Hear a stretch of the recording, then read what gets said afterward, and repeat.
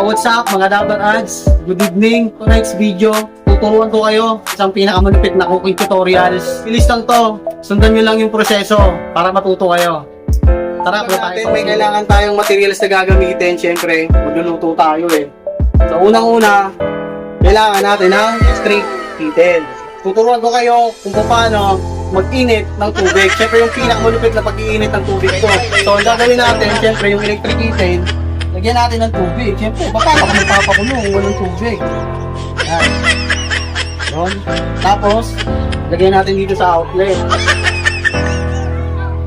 Saksak natin. Switch natin. So, nagpula na oh.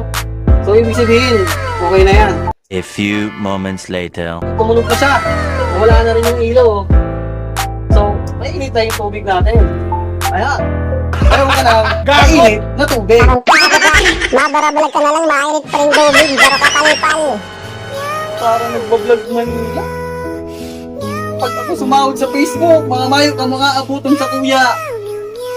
So yun guys, natuto kayong paano minute ng tubig. Peace.